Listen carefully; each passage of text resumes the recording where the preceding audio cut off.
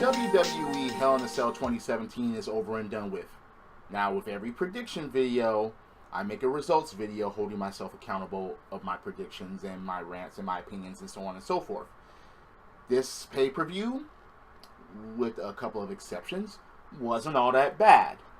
It had some good matches on it. A couple of results were kind of, but again, it was the couple of results that just made the pay-per-view decline a bit. But I'm getting ahead of myself once again. Here's the results, and my opinions, and maybe some rants about Hell in a Cell 2017.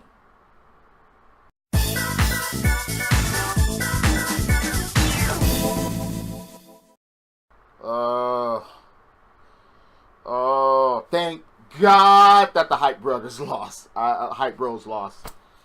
Look, I don't like the Haight Bros, basically because of Mojo Rawley.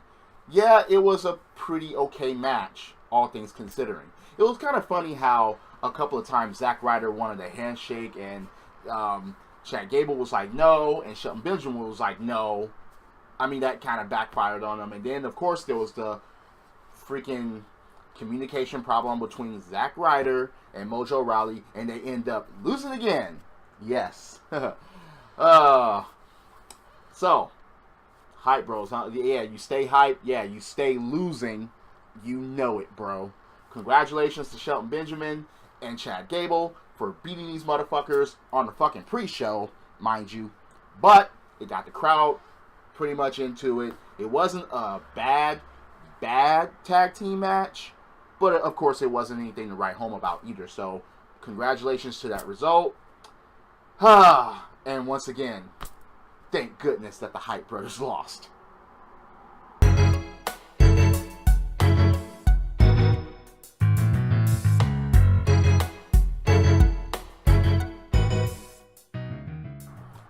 So, you open the pay-per-view with a Hell in a Cell match, a tag team Hell in a Cell match, and a good Hell in a Cell match.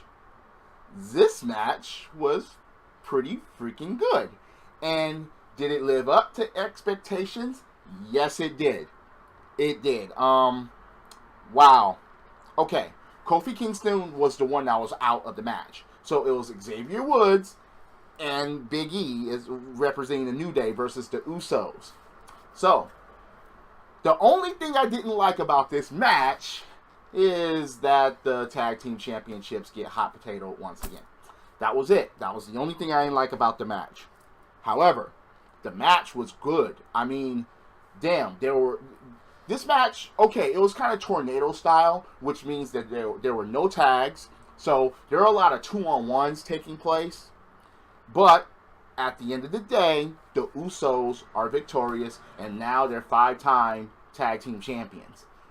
Like I said, I didn't like the result because I didn't want them hot potatoing the title. But it doesn't take away from the good match that they had. There were some cool spots. Oh, okay, wait. The other thing I didn't like about this match is that there were no tables. There were kendo sticks. There were handcuffs. There were chairs involved. Yeah, okay. There was a lot of things that was in the match. Even a couple of trombones got broken. Because of, okay, under the ring, there were colorful kendo sticks representing the New Day. And there was one trombone got broken, and then they went under the ring and got another one, and they broke it. I mean, but there was no tables in the match. But, again, that aside, this match was pretty freaking cool. And the way it ended, yeah, it was the only way it could have. Xavier Woods getting pinned. Okay, they put a chair on him, and then Usos came from both sides and splashed him onto the chair, and that was pretty much it. I mean, it was funny how Big E took 2 splashes back to back. One Uso splash and then the other one splashed, and Big E still kicked out. I was just like, wow. There was a lot of good things in this match. I recommend go watching it if you haven't seen it already. But I just didn't like the result because, once again, it was hot potatoing of the title. I predicted New Day. I was wrong. But I was just happy to see a good fucking match. A good tag team match. Well, sort of, because it was a tornado style. And it was a good Hell in a Cell match. And it was the first match of the actual show. It started the main show, so wow. Where do both teams go from here? Because I don't think that the New Day is going to have a return match, because this was supposed to end their rivalry. So, I mean, the tag team situation is not all that great. So, where do both teams go from here? I don't know. But, nevertheless, it was a good freaking match.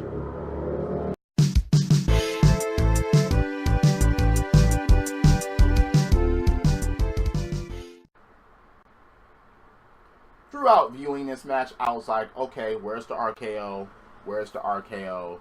Where's the RKO? This match is going to end by RKO.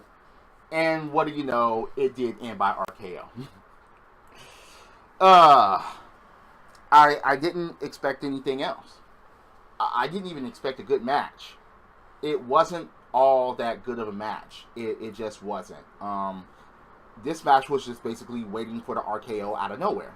And it was kind of out of nowhere, because it was funny how the Rusev tried to play possum as far as laying down, and Randy Orton, doing his and the Bill Cosby dance and all of that, and then tried to coil himself. Next thing you know, Rusev instantly wakes up and tries to pull in the accolade. Randy Orton slips through and gives him the RKO out of that, and that was it. Rusev walking up the ramp, disappointed, and no Rusev Day. But again, this match was like, okay, for me it was like, where's the RKO? Where's the RKO? There's the RKO. 1, 2, 3. That was pretty much it. So again, I predicted Randy Orton. I just didn't think that Rusev was going to get it, because I think that they don't believe in Rusev. So there you go. Randy Orton wins by RKO out of nowhere.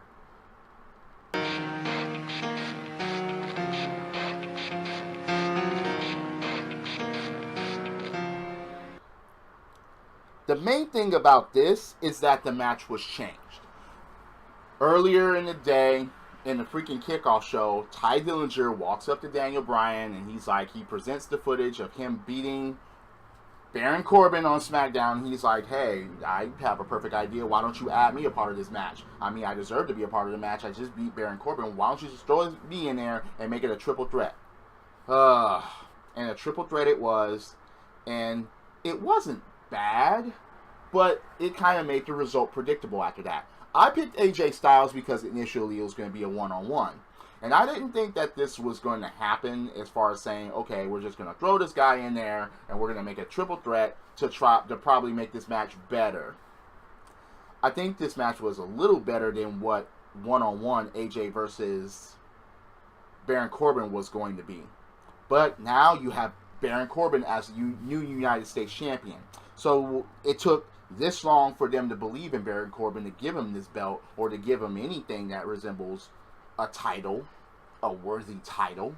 So you got the Andre Memorial Battle Royal, you won Money in the Bank, you cashed in, you didn't do well on that, you wasted your cash in. Oh, so here's your consolation prize, the United States Championship. Be happy with that. Of course, AJ Styles didn't get pinned. Tye Dillinger is the one that got pinned after AJ hit the phenomenal forearm, and Baron Corbin literally kicks him out, goes for the cover, 1, 2, 3, and new United States champion. Anyway, I didn't think that it was going to happen this way. There was a chance of it happening this way, and now that it happened this way, I'm very disappointed. I mean, why couldn't Baron Corbin just beat AJ Styles on his own?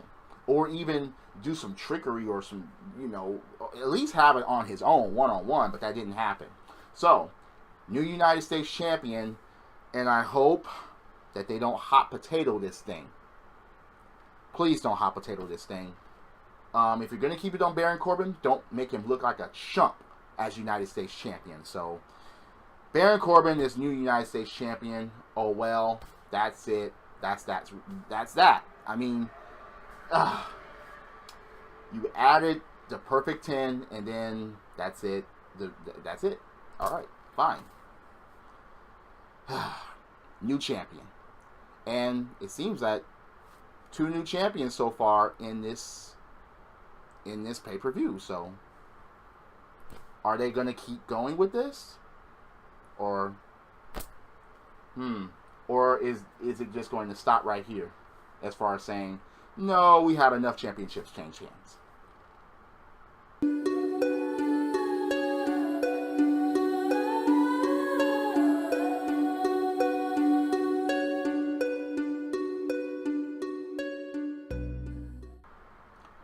Okay, look. The only positive thing I'm going to say about this match is at least there wasn't a cash-in. A successful cash-in at that. You had Natty, you had Charlotte. You had them go at it. And it wasn't even all that good of a match. Compared to what Charlotte has pulled off before, this wasn't all that great. It just wasn't. It was kind of slow-paced. And they tried to slow it down as to say that Charlotte, you know, had her leg targeted during the match. And yes, you even had the sharpshooter put on. She didn't tap this time like she did on Smackdown Live. Yeah, no figure 8 was applied. It's just, again, it was a slow-paced match. But I guess they wanted to present it that way to try to make it seem like Natty wasn't a pushover or a paper champion. But we're used to what we know what Charlotte could do. So that's why this match kind of looked out of place. But anyway, Natty gets herself disqualified and keeps the belt. I didn't think that Natty was going to get pinned and all and or submit, but yeah, it's just funny how the result is like this. How Charlotte wins by disqualification because Natty hits Charlotte with a chair and smacks her with chair shots and so on. And it's like, why? So are we going to have a return match? I don't know. But, yeah. It's funny how Charlotte just, okay, she hit the moonsault from inside the outside of the ring, and that was after that, you know, favoring her leg. She gets up, and she wakes up into a chair, getting jammed in her stomach, and ding, ding, ding, ding, ding, ding, and that's it. And, like I say, this is not, it wasn't worthy of a Charlotte match. It just wasn't. Now, where do they go from here? I say rematch, but at the same time, I don't even think I want to see a rematch between these two. Sorry, I just don't. Natty, Natalya Neidhart is still the SmackDown Women's Champion.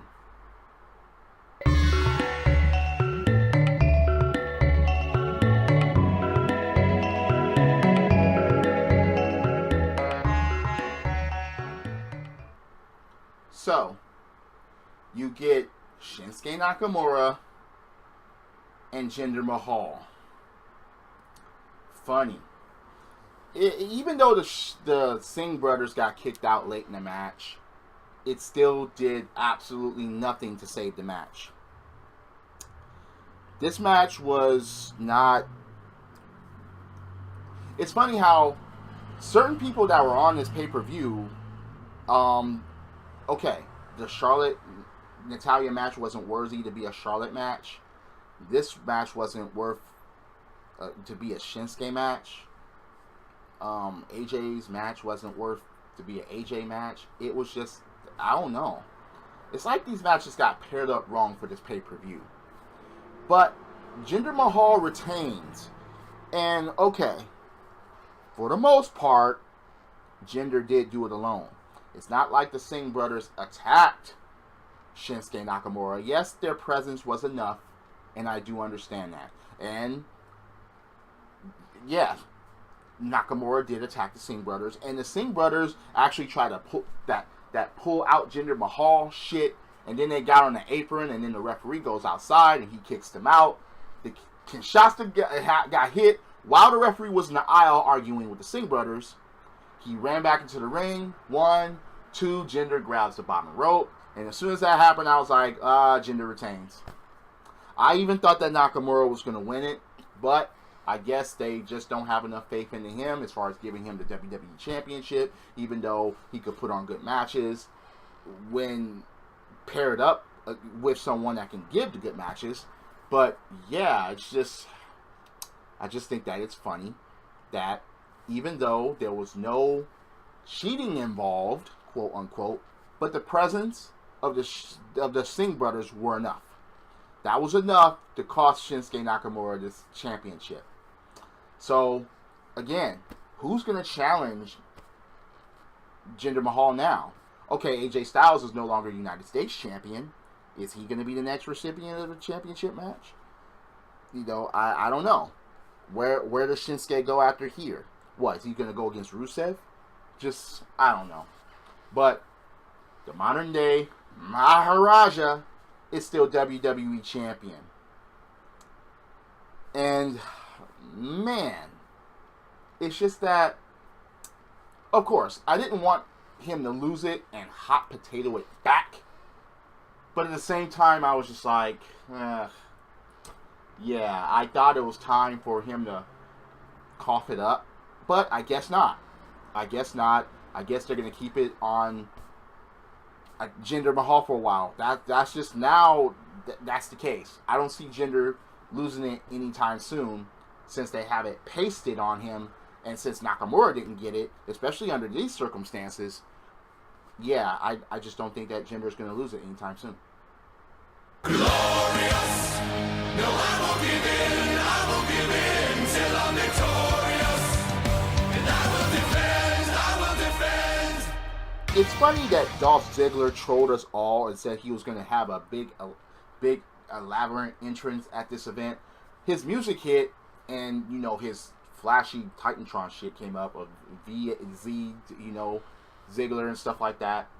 That goes black, and he just walks out. He circles the ring, and then he takes off his shit, and then he enters the ring and starts the match. This wasn't a good match. Regardless of what was in there, there was just nothing that was getting us into the match. Maybe it's because we all knew that Bobby Roode was going to win. Maybe that's why, but we just wasn't into the match. I'm sorry, it just wasn't. Again, no, it could have been a lot worse, but this match could have been a lot better. It's funny how the match ended, though. You had roll up after roll up after roll up, reversal, reversal, reversal, and Dolph Ziggler was even trying to pull the tights, even both times where he had it, but the final time is when Bobby Roode had him, and he actually pulled the tights, so he beat Dolph Ziggler that way. Right after that, you get the zigzag, but the match is over, so yeah, Bobby Roode wins. And I wasn't satisfied with the match. Honestly, I just wasn't. So, is there going to be a return match between these two? Who knows? To settle it all. Quote unquote, settle it all. But, yeah, this wasn't all that great of a match. It just wasn't. But, Bobby Roode wins. Dolph Ziggler is just a footnote now. That's it. Where do they go from here?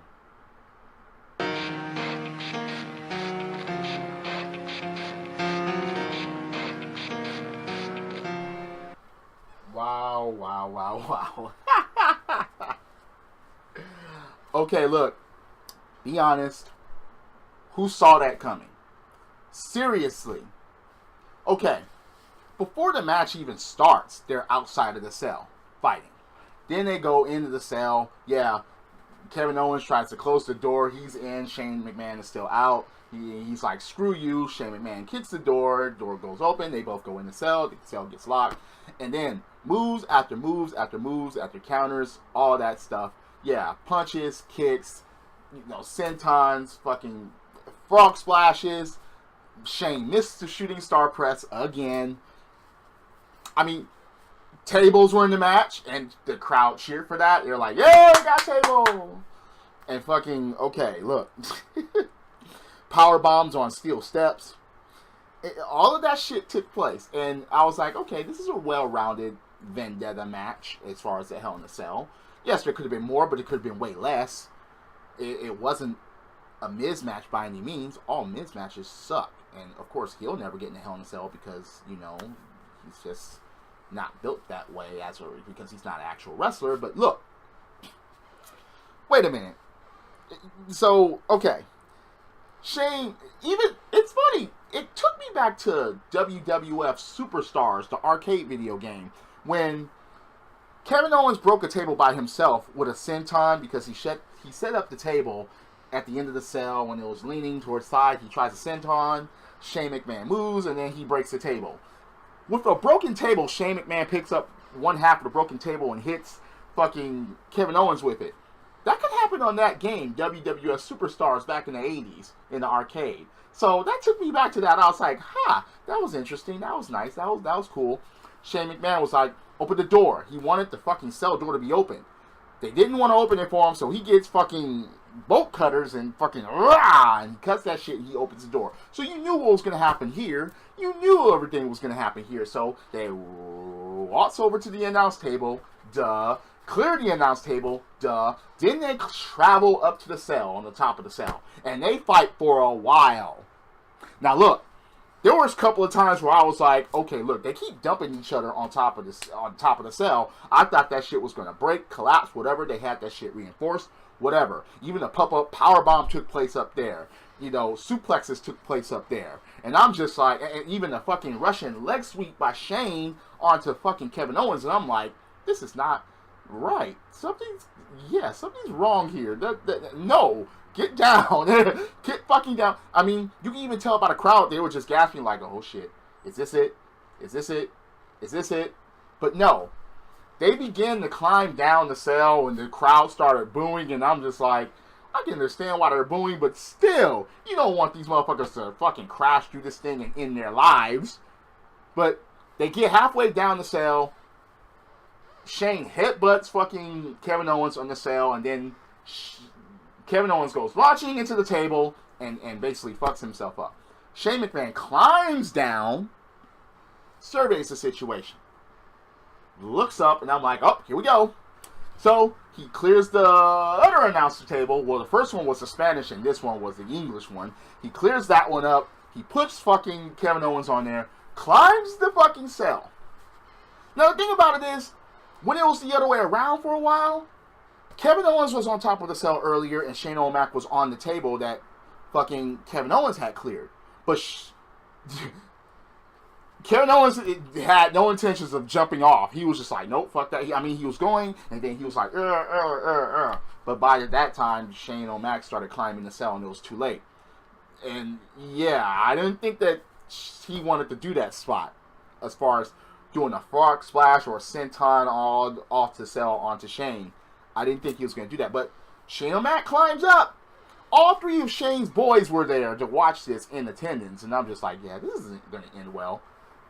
I thought Shane was just going to miss. So, he gets the old sign.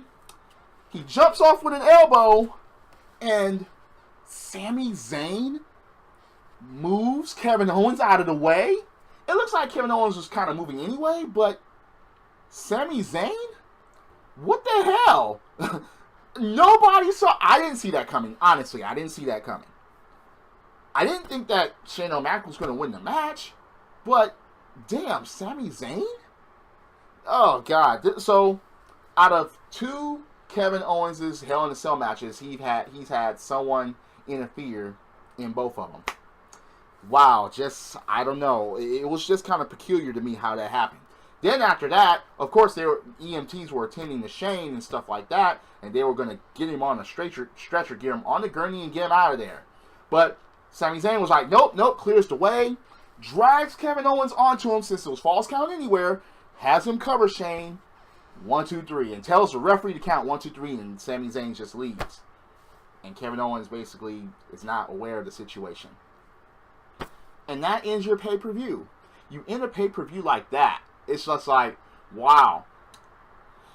Okay, you end the pay-per-view with a whole bunch of fucking questions as far as saying, okay, damn, what's going to be on for Tuesday night? Where do you go from here? How do you explain that? Why is that going to be explained or whatever? It's just that, okay. So as of right now, we have all heel champions on Smackdown Live.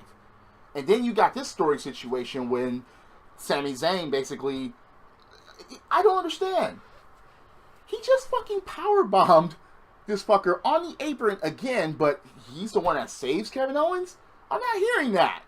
Look, ever since NXT, they were against each other. But now, all of a sudden, bam, Sami Zayn feels sorry for Owens or didn't want his career to end or whatever. What? No, this has to be explained, and it better be explained correctly. Not with WWE logic. This shit has to be explained correctly starting Tuesday. So, I don't know. Anyway, that's Hell in a Cell 2017. That ending, I was just like, what the hell was that? It was more confusing than anything. Now, there were some good matches. There were some bad ones. Kind of disappointed that Nakamura didn't win a championship. You know, Natty not losing it immediately. Okay, fine. The hot potatoing of the tag team championships continues. I didn't like that Breezango stuff with the Ascension. I didn't like that. So it's not even worth covering. Yeah, the pre-show match. I'm glad that the Haight Bros lost. You got an RKO out of nowhere. And yeah, glorious. Yeah, he wasn't really glorious here. He didn't hit the fucking, glorious DDT. He just rolled him up and pulled the tights, and Dolph Ziggler was mad. Yeah, I called him Dolph Ziggler. But, oh man. Wow. Okay. It wasn't the worst pay-per-view, but it definitely wasn't the best. I'm going to just say that right now. What did you think? Did you watch the show, or what do you think about my comments? What do you think about my opinions here? I mean, damn, I don't know. Leave a comment below, hit that like button, hit subscribe, set on those notifications, so whenever the theme does a video, wow, I don't know. I want to know what you think about this. Drop kicks, body slams, throw motherfuckers over top rope, both feet hitting the floor, going off cages, missing because frenemies pull you out of the way. Yes, I'm a wrestling fan. This is the theme, and I'll see you later. Credits.